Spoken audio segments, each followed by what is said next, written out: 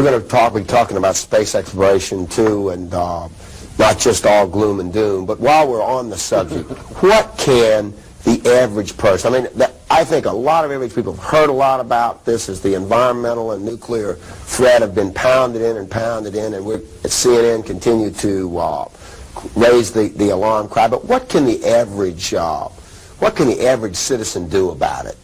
Because that's really, a sense of hopelessness is not something that you want to convey or that I want to convey. What can the average citizen do to affect changes on the part of our government to make the moves that are necessary? See, I don't think it's hopeless at all. As I said before, humans are good at figuring stuff out, and we're good at change. We've had a lot of changes. What can the viewers of this program do to make a difference in correcting these problems? They can make sure that candidates who don't understand and aren't deeply committed to ending and reversing the nuclear arms race, to stopping greenhouse warming, and to stopping the depletion of the ozonosphere, that those guys aren't, men and women, are not elected.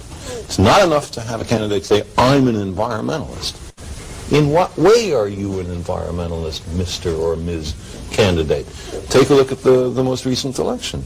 There we had a candidate who said that he was an environmentalist. He, in contrast to the previous 8 years, where we had an uncompromising anti-environmentalist in the White House. Okay, now there's a president, Mr. Bush, who at least acknowledges that there's a problem. We didn't even know that from listening to Mr. Reagan. But if you look at Mr. Bush's budget, we see not a hint of any real commitment to the environment. So I say, in a democracy, that's the most important thing a person can do. There are a lot of other things a person can do. You can plant trees. Every individual can plant trees. That's something that's very constructive. You can boycott industries which are irresponsible on global warming and on chlorofluorocarbons. There are many things people can do, but they have to understand the issue before they can do those things. Well, we just had an election. We won't have another one for a couple of years.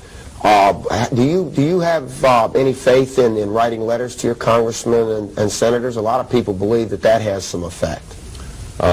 I think that it can have some effect. There's a multiplier effect because so few people do write.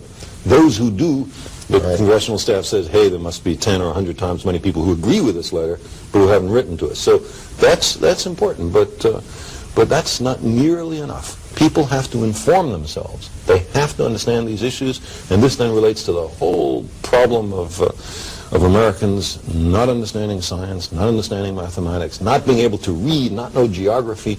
We're in very bad trouble if we don't understand the planet we're trying to save.